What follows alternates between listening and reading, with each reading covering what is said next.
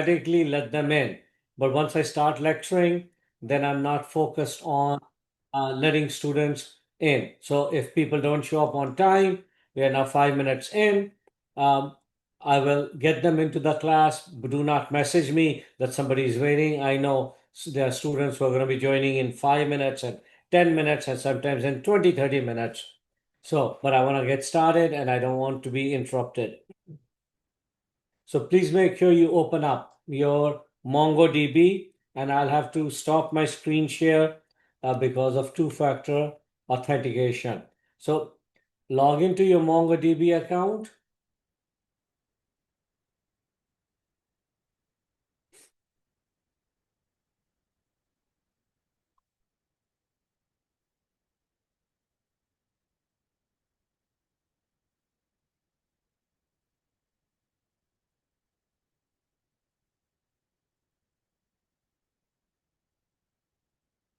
All right. So today they did not ask me for two-factor authentication. So please make sure on your end that you are in this as well, so that um, you can follow along with what I am doing. And this cluster or site, this is where you did your exam originally. So again, if anybody missed it from the last class, this is where you are, this is where you're supposed to be.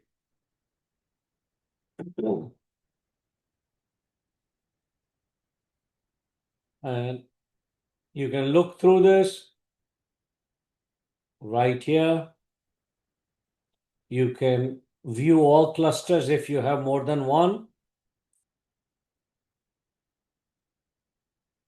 This is the name I gave my cluster.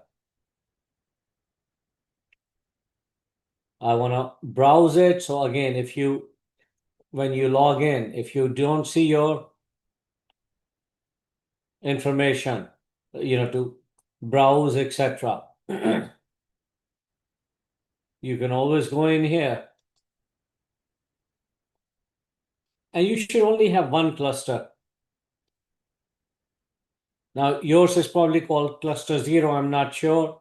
That's the default name, but I called mine exam 1. And then I'm going into browse collection. And instead of doing all of this, I could have used Compass as well to connect, but I just decided to use their built-in tool. So we did this in the last class. I created a database for myself called demo. And the name is not important.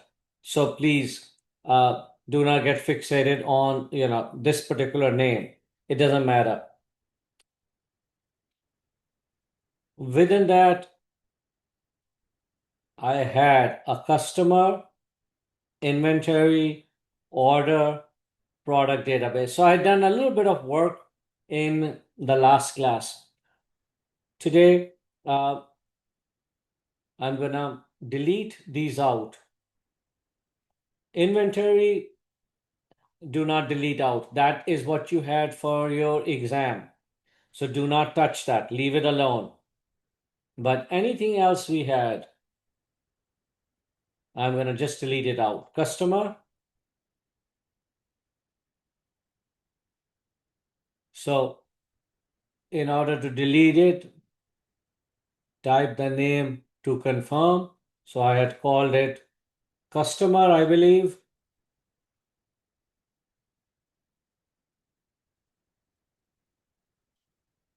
So I want to drop it.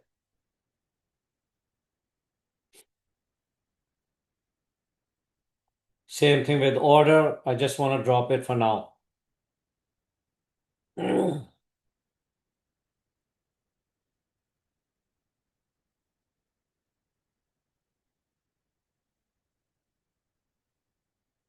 And finally, product, I want to drop it.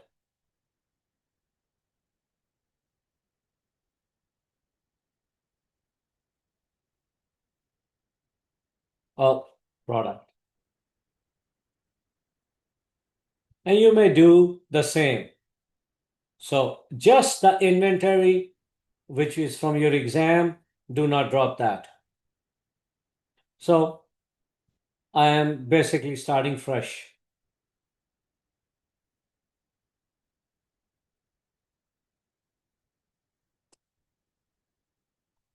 So yours should look something similar to mine.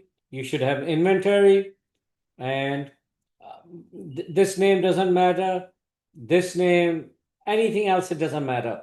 I had just given you some names so that you would not be asking me over and over again, what name should I give it? It does not matter.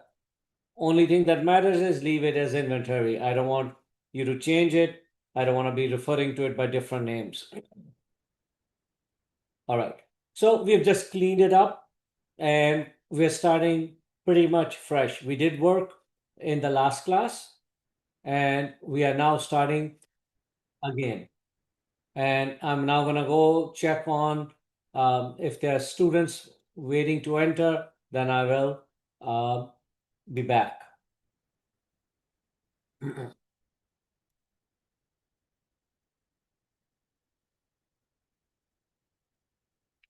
um, it should let you delete it. If it's not letting you delete it, um, see why it's not letting you delete. Did you name in and all of that as you needed to? Um, but you should be able to drop it. There is no reason that you can't drop it. If you're having trouble, message me, but you should be able to drop it. There's again no logical reason why it won't let you drop it.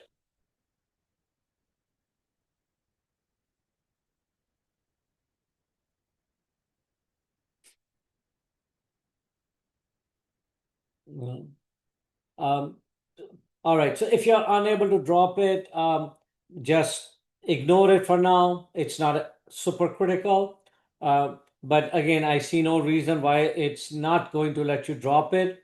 Um, you saw me just doing it. Others in the class should have been able to drop it as well. Is anyone else having a problem with it? Let me know if you're having an issue.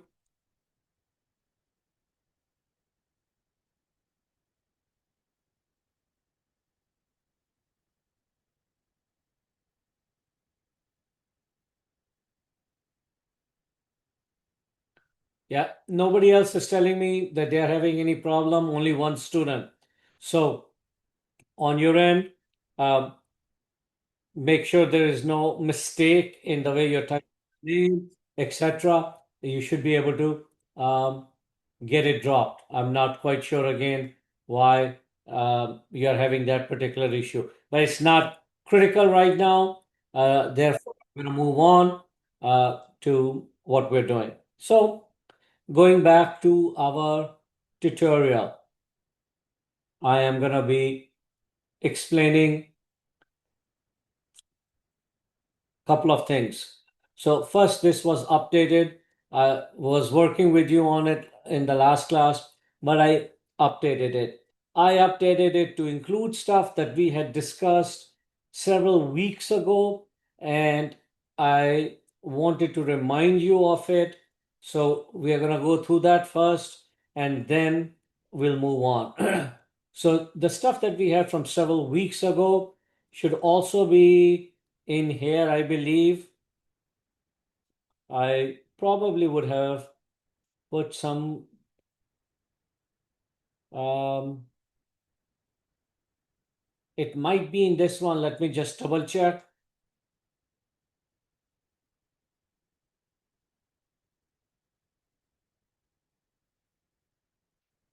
Yeah. Okay. So in September, it's been a while. We talked about something called JSON and data types and what's no query and stuff like that. So this it has been a while, and now we are talking. A couple of months have gone by, and I'm aware many of you will not remember this stuff. So we did this on September 3rd. So right now I'm starting fresh. Even though we did cover it before, I am approaching it fresh. So right here, we are going to talk again about JSON and how it relates to MongoDB. So we were dealing with this. We're going to go back to this customers, products, uh, and the orders table. These were the three tables that we were dealing with. When you are using a document database like MongoDB, you do not call them tables, but that's what they are. You call them collections. So the terminology, wherever we are talking about, it says create collection. When I create a collection, I'm going to call it customer or customers with an S at the end. I personally like to use singular because historically that's how things were done. But here I could also have a problem because we're copying things. So again, I just created a customer collection, which is the same thing as having a database table. So these are the three tables that we're dealing with, or collections. And the stuff that we are inserting, this is very similar to JSON, but it's not JSON. So when I had you insert information in here, like under customer, I want to insert a document. I'm selected, and if I say insert, this is the way you learned to insert um, in the last exam. This is what I was using primarily. You would go in, you would type things here, you would put things in here, insert. Now I'm using a different approach, not this one, but this one. View it in this particular format. So in this particular format, it goes in and it can creates an ID field for us. So something called ID always creates it on its own. But this particular format is essentially JSON format. Going back in. So before we go further into MongoDB, you should make sure that you understand JSON data format. So with JSON data format, what you're doing is putting things in quotations along with their data type. So here we are showing string. Example of that is John Smith. A number as 42. Decimal 12.5. Boolean true, false. You can have what we call a null value. You can have an array. And if you don't understand arrays or objects, don't worry too much. But for each piece of information, you can have a data type. This is what happens in normal JSON. And again, the same thing I have in here. So there's some rules for JSON that you should know. First, property names must be in double quotes. Strings must use double quotes. And specifically, it's saying not single quotes because in many languages, it's okay to use single quotes or double quotes. So, for example, if you're taking accounting 343 with me and I was teaching you JavaScript, I would have told you you can use single quotes for a string. So here we are being told very specifically strings must use double quotes, not single. You cannot have trailing commas. You may not quite fully understand what that means, but normally when we're doing programming, it is okay to do this. You see that comma right there? And explicitly we're telling you now in JSON, you cannot do that, cannot have a trailing comma. I often do that in programming, leave a trailing comma because, oh, I'm about to add another value. So as soon as I finish, like A is equal to 1, B is equal to 2, if the colon is basically saying equal to, I would put a comma in here because I'm about to give a value to C or D or whatever. But specifically for JSON, you cannot do that. Now, no comments allowed in pure JSON. And you might recall from the last class that I had comments, and even actually one student then said that they were not able to put the comments in there. Well, in JSON, you are not allowed comments.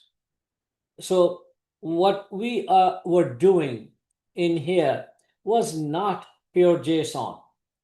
So, and that's something that I want you to understand. No comments allowed in pure JSON. And keys must be unique within an object. Let's leave that alone for a minute, but um, uh, eh, this is an example of key A, B, whatever you're using, defining in there. This is key and this is the value. So the keys must be unique within an object, but don't worry too much about that aspect of it.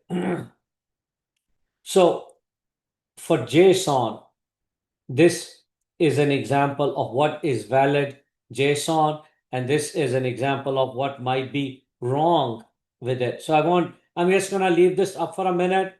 I want you to compare the two, and I'm going to check to see. I probably have students waiting that I need to let in. So just look at this, and I will discuss this in just a minute.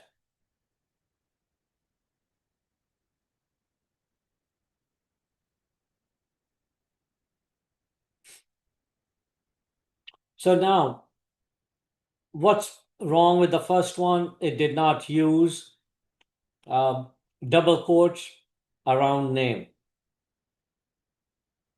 Age 30, that's fine. Here we have age colon 30. We have low. Let me just see. Comma in an array, trailing comma. Single quotes, yeah, single quotes are not permitted. Uh, and again, the trailing comma they are describing in here, and arrays, you don't need to worry too much at this point. We will talk about it, but don't need to worry. So this is the correct way of doing JSON.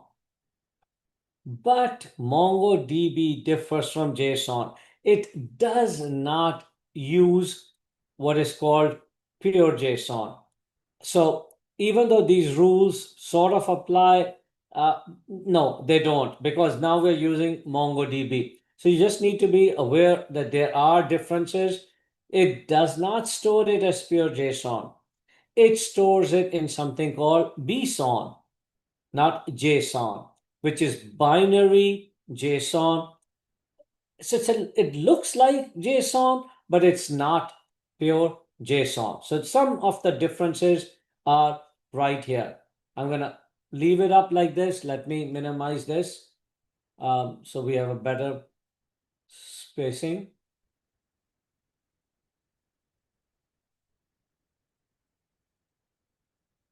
So I'm going to leave this up for just a minute and please read through it and then I will continue.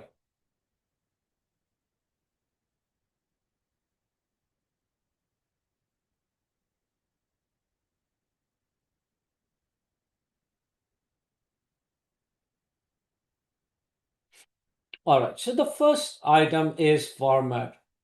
JSON is designed to be text-based, human readable. You look at it, you can figure out what it's saying. You will not be able to understand uh, BSON. Even though when you're looking in here, yeah, we can see it, but the way it will actually get stored when you do insert behind the scenes, that's what we're talking about. That it's designed to be machine optimized, not human readable. So even though visually it looks almost the same, the way it gets saved, this will remain human readable text. This, once it's saved, will not be human readable anymore. You have 6 data types, which we just talked about: string, number, boolean, null, array, object. This is what we just discussed up here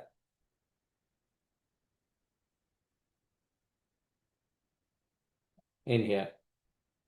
All right.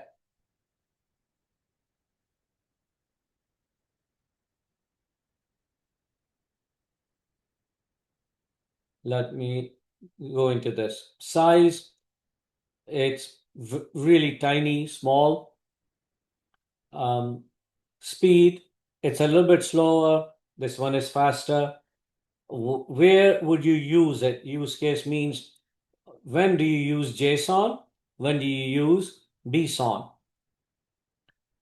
You use it for data interchange, API, and config files. And you may not fully understand each of these. I did talk about APIs right at the beginning of semester. But data change API basically means that if one set of computers is communicating with another set of computers, it will be typically using things like API. And I gave you an example of it by showing you, for example, zip code API. So if I'm creating a programming something for zip code, these are sponsored results, they are out there, that these things called APIs are out there. So, and this also is United States Postal Service also has an API. So if I go to US Postal Service API and I'm programming something which deals with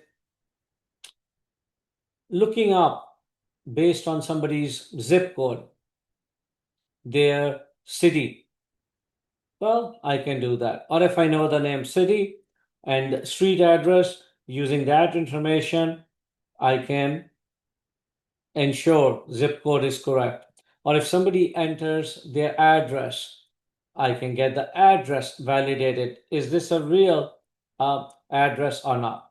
So by looking at this API, so I'm going to just click on this and see what we get. This is available to programmers, developers, that they can request information from APIs, and it again telling you what type of information you need to send, what type of a response you are going to get. So one way of sending request is in this format. And this is what we call the XML format. I went through all of these things a while back. So XML and JSON, they go almost hand in hand. They basically serve the same sort of a purpose. So one way of communicating between machines is using XML. And for financial reporting purposes, so I'm just going to say XBRL intro. Maybe I'll go to Wikipedia. So XBRL in Wikipedia, I'm just generating that. And if I go in there, it tells you XBRL is basically built on top of XML. Okay. And what is it?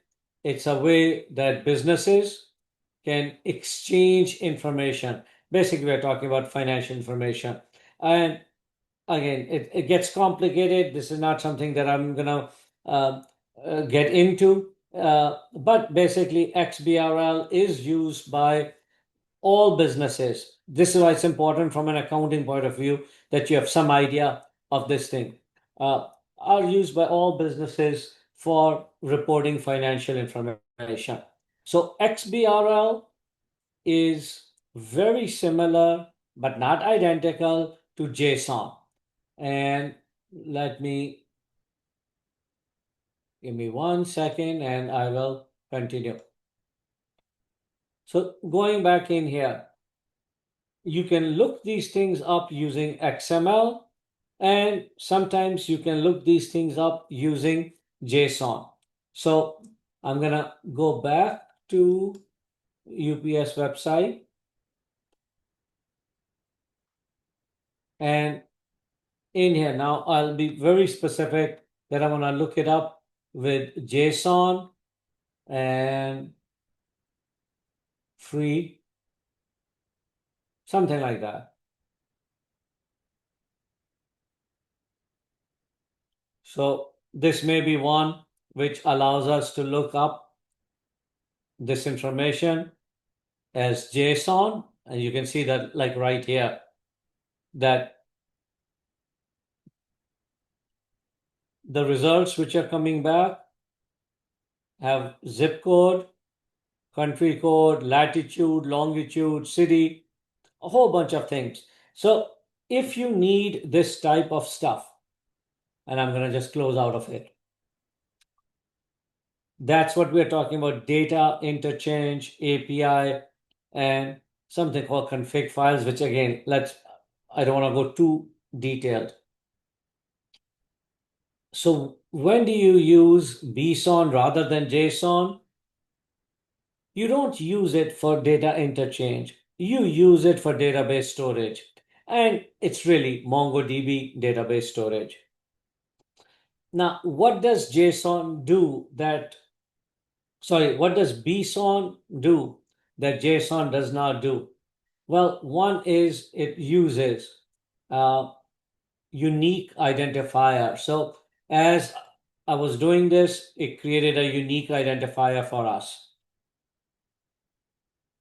And you can look it up in more detail in here. That's what it does. What is it? It's a 12 byte unique identifier automatically generated by MongoDB. What does this number represent? It represents a timestamp, basically when was this created, a random value, and some sort of an auto incrementing counter 1, 2, 3, 4. So MongoDB will automatically generate this for every document, and it's guaranteed to be unique across your entire database.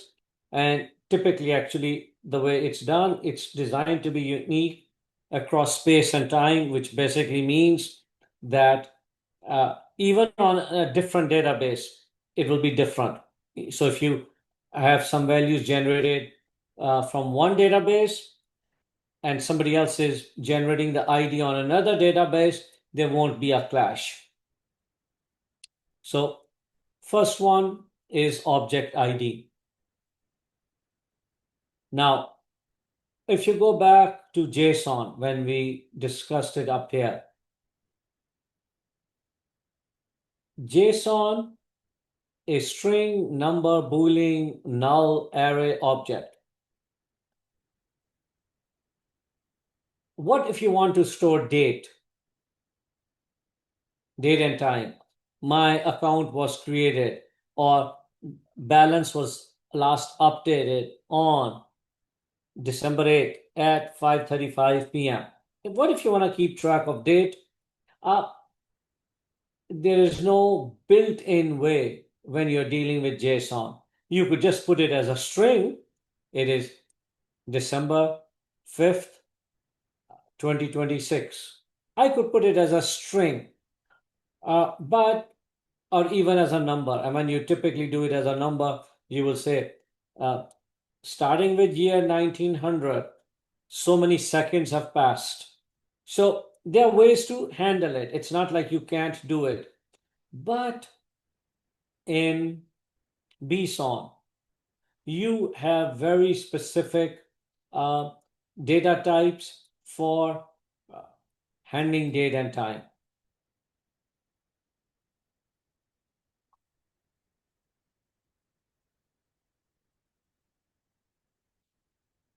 For JSON, this is how we may have to handle it as a string, and you can even handle it as a number, but this might be the way you would handle it.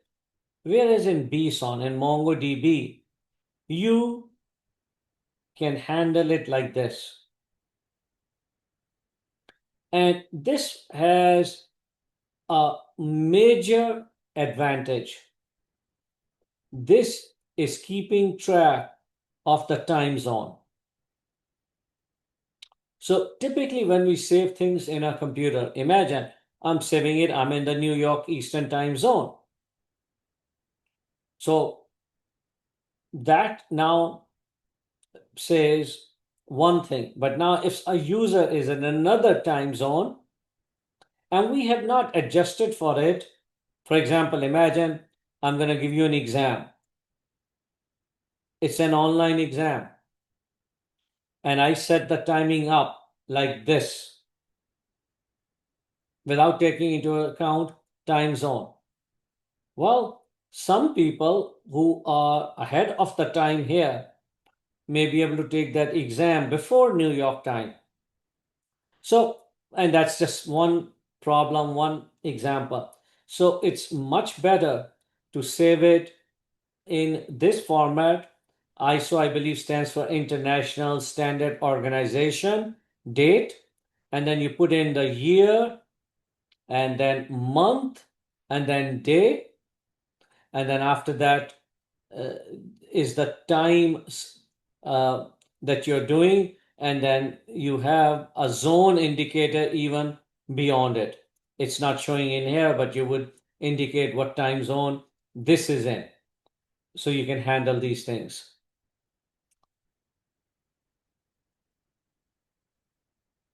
Number decimal. So in JSON, you could do price as 12.5, and this can potentially have rounding errors. Whereas if you use this type, number decimal, then it will have exact precision. And this becomes important when you're dealing with money, especially in accounting applications, because there can be rounding off errors. So, summary, this is here, it's explaining you the difference between JSON and BSON. BSON is almost identical to JSON, and JSON is used everywhere. But BSON is specifically for MongoDB, very similar, but minor differences. So when we are doing things in here, we are going to work with JSON, but MongoDB will convert it to BSON automatically. And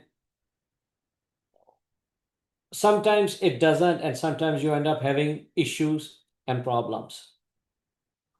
So now I'm going back to where we were in the last class. So I'm gonna go through this a little bit more quickly, and I I'm gonna but we will be repeating it, so it's not that I'm gonna skip everything, but uh, this is what we covered before. Give me about 2 or 3 minutes, and I'm gonna continue after that. I just need to get a drink or something. I'm coughing quite a bit. Let me check messages as well.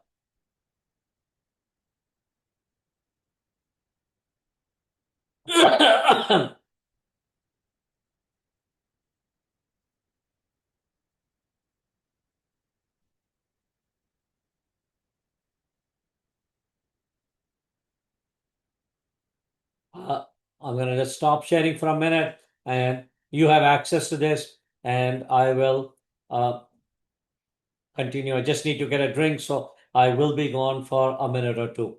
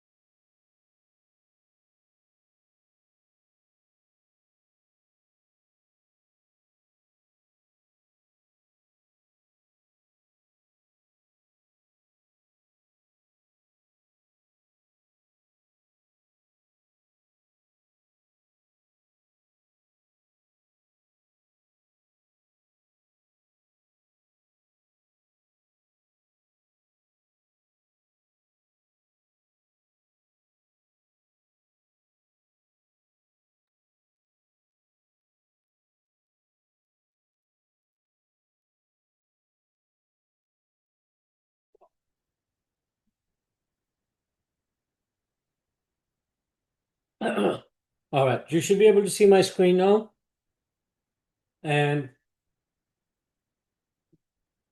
we're going to go back and recreate some of the stuff that we had from last class that I had you, um, earlier today, delete. So I want us to recreate the customers table, the products table, and the orders table. And again, just remember, even though we are calling it table, when you are dealing with MongoDB, it is not going to be called table. So I don't want to insert the document right now, so I'm going to cancel it. And I now need to be precise because in my notes, I'm calling it products. So I need to make sure I'm creating products table, customers. So if depending on again how it's defined, you need to make sure that you are creating it in exactly the same way. So how did we define it? You want to make sure you keep it exactly the same.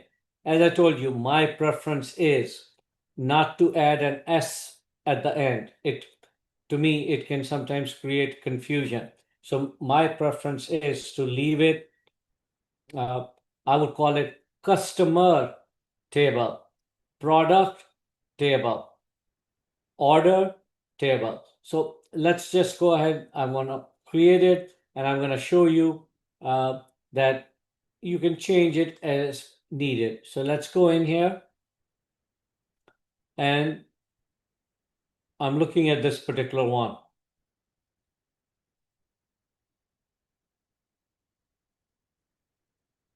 And I have to, and please do me a favor, like look at it and guide me because sometimes I end up missing something on the screen. It keep on changing these interfaces. So I'm not able to get to change it right now. But there is definitely a way to change it. I've done it in the past, but I'm not seeing it right now. If you guys see it, I want to put an S at the end without deleting it. I could easily delete it right now because I haven't, but it's not letting me go in and do that. Usually, if somebody sees it, please tell me.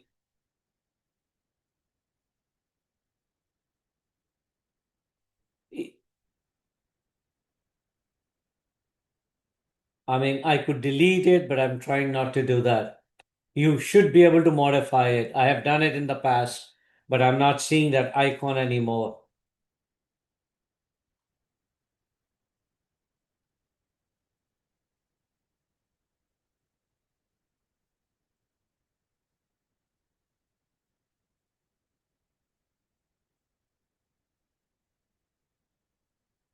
I am unable to find it. And I don't think any of you did either. So at this time, I will just delete it. Uh, if you guys see it, let me know. Um, okay. I'm going to delete it and recreate it.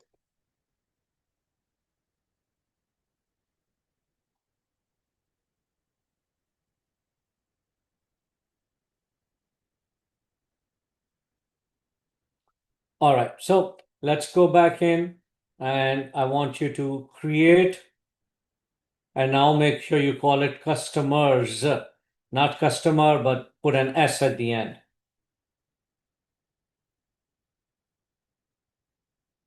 And this additional, we don't need to worry about. That's for specialized use. So everybody should now have inventory from before and customers. And then I want you to add products. And this time we're going to do it with an S.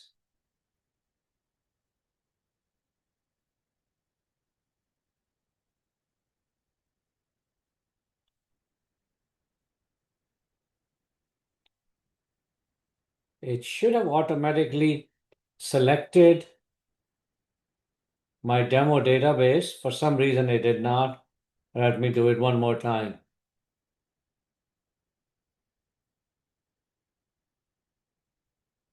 Products. And then I'm going to add orders. And you should all do the same thing right now. So this is what it should look like.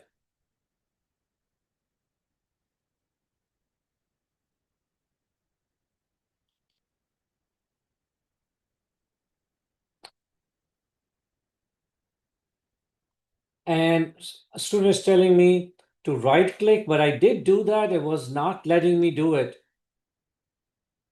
I'm doing my right click right now. It's not letting me do it. Are you on Mac or are you on Windows to change?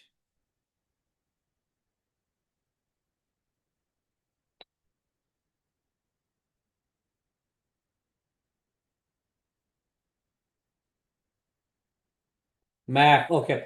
So that may be it. I am not sure why. but I know I've done it, and there is a way to change it. But it's not letting me do it right now. That I can just go in. I'm right clicking. You can see it's showing up, but that's not what it is. If you're using Compass, that might make a difference. I'm not sure if you are or not, but yeah, once you define a name, it's not like can't change it. You need to be able to change it. And for this one, I'm actually going to, because now it's more out of curiosity than anything else. Um, I'm going to go back to my cluster, and I'm going to click on connect,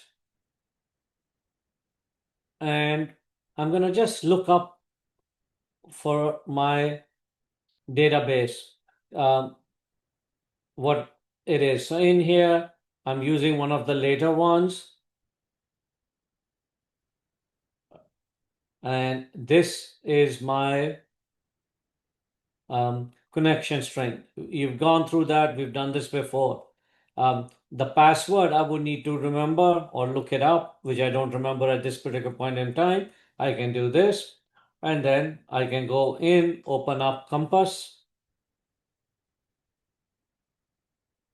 We used this before, and that may make it a little bit easier for me to go in and modify. But right now it's not critical, so I'm gonna just leave these parts alone. But if you really did need to, um, you can do it most likely through MongoDB. And I'm being told on Mac you're able to right click. I am unable to. Let me just see. Okay. So let's go back. I want to just continue with our tutorial. So in this particular case, we have a customer ID, a name, and an email. And we did do this in the last class, but uh, I was having some issues with IDs before. So I think I updated my notes here to show you what's happening with the IDs. Um,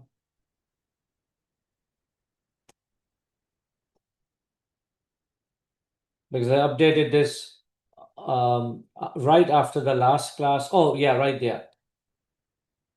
So when you're dealing with MongoDB IDs, there are two separate ways of doing it. And this one, where it automatically will generate an ID for you, or you can generate the ID yourself. And this is what I was trying to do, and it was giving me a hard time in the last class. That when I was inserting it, it was, and the mistake I was making, I was just using, I believe, ID without putting that slash. So I'm gonna do it again today. This one is supposed to go into the customers table. So I'm gonna show you under the customers table. If I want to insert a document and I need to insert it like this. So I'm gonna get rid of this one and I'm gonna paste it. Well, we are good right now. It's not giving me a problem. It's letting me insert it. And I'm gonna modify it now and then see what happens. Okay. I'm gonna do it like this and insert it. So when I did it like that, I got rid of that underscore. Notice what happened to the ID. It's there, but it added its own ID. And this was the thing that I was doing wrong. I believe, using just ID by itself, and it was adding its own ID. And I did not want to do that. So if that is the case, if you are in that situation, you want to get rid of this particular ID, then you need to make sure that this one is with an underscore. So if I do this now, I've got a problem, but I'll update it. It won't like it because now I'm giving two separate IDs to the same thing. So this one and this one. So I'm gonna move back. I just want you to be aware we had this issue last class. So I wanted to bring it up, make sure you guys know how to fix it because I was running to this and I forgot about the underscore. So there are two ways of doing it. They recommend, they meaning the experts who are dealing with MongoDB, they recommend using auto-generated ID. The advantage is that you don't have to worry about making sure this is unique. You will just insert like this and it will add a unique ID for you. But you don't have to. If you need to make sure that you're putting your own ID in, make sure you just add the underscore. From what I recall, that's something I did not do last class. It was giving me an error and I was not catching it. So in here, that is something that you need to be aware of. So because this is the recommended approach, I will follow that. So when we go back up here, we discussed this in the last class, that there are two ways that you can keep data in MongoDB when it's interrelated, it's linked. There is this particular approach that in this, okay, I've got my order ID. So from my customer table, because I have my order ID, I'll be able to link it. Customer information is right here and I'm embedding it. Here I am linking it. The item information, I am linking it. Here, the item information is getting embedded. So we discussed this in the last class that there are two separate approaches. This is much more like a traditional database, like a relational database, like a SQL database, like Postgres. That uses this approach. MongoDB recommends this approach. I have a much harder time working with this one because all my life, as I grew up, I was using this approach. So I'm so used to working with this, I even now struggle doing this. Big advantage of using this approach is when you have to read data from a database, you're able to do it quickly. You do not have to link things. Here, it's not just one query, but multiple queries happen and you need to link things. So, huge advantage in terms of performance when you use this particular approach, but this requires keeping redundant data. And I used this example in the last class that I said here you're storing quantity and the price and then the dollar amount for total. Here you don't do that. Why? Because in another table I have the price and I can always calculate this value 24. So there are different advantages. Here there's no data duplication, easier to update master data, consistent in format. But here, first it's fast. Single query reads everything. It preserves historical data. So price changed, price changed. Well, I had it at $12. Now I've changed it to 14. This may end up changing it to 14 for everything. So here historical data is preserved, and because it's a single query, the performance is much faster. So this uses more space, data is duplicated, much harder to update, much easier to update, uh, but the retrieval process is complex. And we already talked about this. Any questions so far? We've discussed IDs and I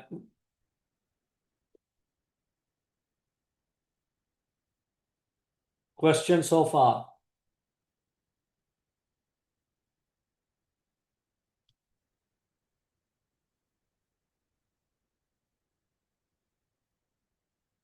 Um, I, somebody's asked me a question about are we pasting this in each collection? I am not sure what you're referring to. We are pasting some things in. You're going to be doing exactly what I'm doing. I'm not asking you to do anything different than what I'm doing. So, in my particular case right now, this is all we pasted in. So I did it. You should do the same thing and see it. But I may tell you also, hey, now you can delete it. And in that case, I want you to delete it. So right now, I expect you to be following along with me, entering or deleting as I'm telling you to do, as you're seeing me do.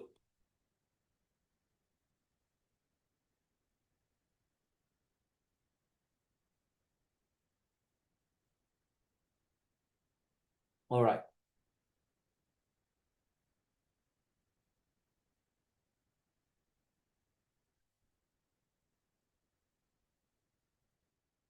So over here, we're gonna get into how you would go about querying data, querying different using the IDs and stuff like that.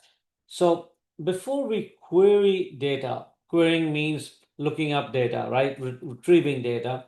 We need to have some data in there. So now I'm gonna go back and put some data in there. What data? We had some stuff up here that we had done. We're gonna put some data in here. So this data,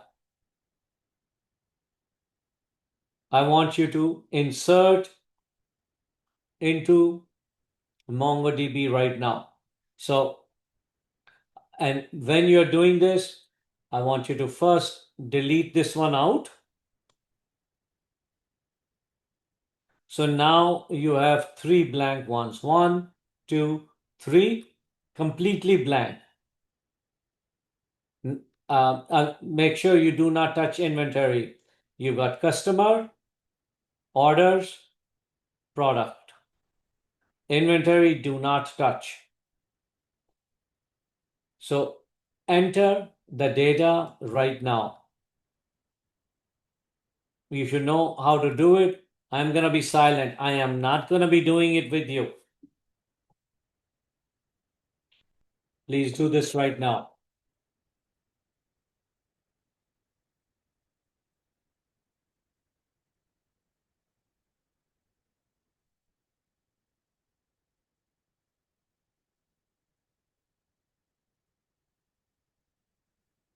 It's about 6:05. I will give you about 5 minutes, 6 minutes, and you should be able to do it fairly quickly at this time uh, because we've done this many, many times now.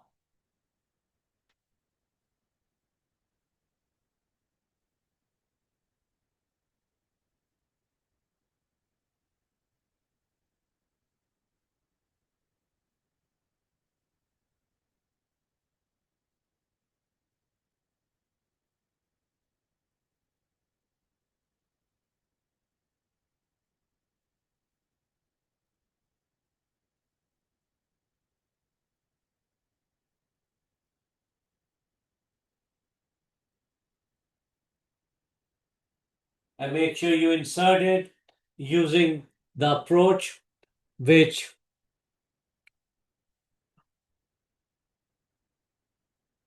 automatically this approach. So when you're doing it, I want you to use this approach. So it will automatically generate underscore ID for you.